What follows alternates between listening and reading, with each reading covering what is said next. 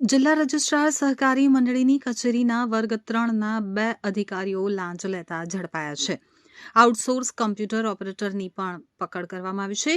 તો સુરત એસીબી દ્વારા કાર્યવાહી કરવામાં આવી છે. ₹20,000ની લાંચ લેતા ત્રણેયને ઝડપી પાડ્યા છે. જિલ્લા સેવા સદન 2માં આવેલ જિલ્લા રજિસ્ટ્રાર સહકારી મંડળીના auditor Ghugabhai Dulabhai Gohel, office superintendent Waris Ahmed Shaikh, outsource computer operator Kalpesh Mukesh Chaudhari લાંચ લેતા ઝડપાયા છે. અડાજણ સ્થિત ખાણીપીણીના સ્થળે છટકું ગોઠવી ઝડપી પાડ્યા છે.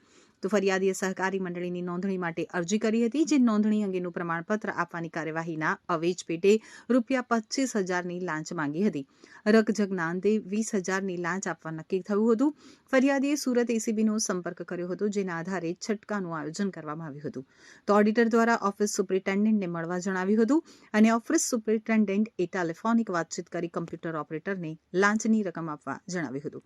જે લાંચ લેતા એસીબીએ કમ્પ્યુટર ઓપરેટરને રંગે હાથે ઝડપી પાડ્યો હતો. વધુ કાર્યવાહી સુરત એસીબી દ્વારા હાથ ધરવામાં આવી છે. સુરત જિલ્લા રજિસ્ટ્રારની કચેરી, જેમાં આ કામના ફરિયાદીનું મજૂરોની મંડળીનું રજીસ્ટ્રેશન કરવાનું કાર્યવાહી કરવાની હતી. જે કાર્યવાહી કરી આપવાના આવેજ પેટે ઓડિટર રજિસ્ટ્રાર તરીકે ફરજ બજાવતા ગુગાભાઈ ગોહિલ, જેઓએ તથા ત્યાં જ એક વય નિવૃત્ત થયેલ વારિસ શેખ, આ બંને કર્મચારીઓએ આ કામના ફરિયાદી પાસેથી આ રજીસ્ટ્રેશન કરી આપવાની કાર્યવાહી કરવાના આવેજ પેટે પ્રથમ ₹25,000ની માગણી કરેલી. રકઝકના અંતે ₹20,000 એ નક્કી થયેલા, જે લાંચના પૈસા લેવા માટે કોમ્પ્યુટર ઓપરેટર તરીકે ફરજ બજાવતા કલ્પેશ ચૌધરીને તેઓએ મોકલી આપેલો.